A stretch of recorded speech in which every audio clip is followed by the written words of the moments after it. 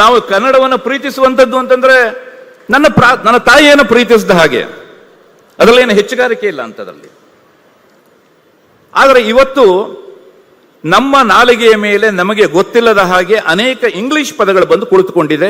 ಯಾಕೆ? ನಾವು ಯಾರನ್ನ ಮೆಚ್ಚಿಸ್ಲಿಕ್ಕೆ ಅಂತೇಳಿ ಹೊರಟಿದ್ದೇವೆ ಅಂತ. ನಾನು ಖಂಡಿತವಾಗಿಯೂ ಕೂಡ ಇಂಗ್ಲಿಷ್ ವಿರೋಧಿ ಅಲ್ಲವೇ ಇಲ್ಲ ಅಂತ. ನಾನು ಇದೇ ಭಾಷಣವನ್ನು ನೀವು ಇಂಗ್ಲಿಷ್ನಲ್ಲಿ ಮಾಡಿ ಅಂತಂದ್ರೆ ಇಷ್ಟೇ ಪ್ರಬುದ್ಧವಾಗಿ ನಾನು ಇಂಗ್ಲಿಷ್ನಲ್ಲೂ ಕೂಡ ಮಾತನಾಡಬಲ್ಲೆ. ಆದರೂ ಒಂದೇ ಒಂದು ಇಂಗ್ಲಿಷ್ ಪದವನ್ನು ಬಳಸದೆ ಕನ್ನಡದಲ್ಲೂ ಕೂಡ ಮಾತನಾಡಬಲ್ಲೆ.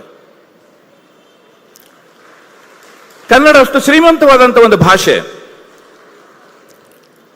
ನಮ್ಮಲ್ಲಿ ನಮಗೆ ಎದುರುಗಡೆಗಿದ್ದವನು ಕನ್ನಡಿಗ ಅನ್ನುವಂಥದ್ದು ಗೊತ್ತಿರುತ್ತೆ ನನಗೆ, ಆದರೂ ಕೂಡ ನಾವು ಇಂಗ್ಲಿಷ್ನಲ್ಲೇ ಮಾತಾಡ್ತೇವೆ. 2 ಜನ ತಮಿಳರು ಸೇರಿದ್ರೆ ತಮಿಳಲ್ಲೇ ಮಾತಾಡ್ತಾರೆ ಅವರು.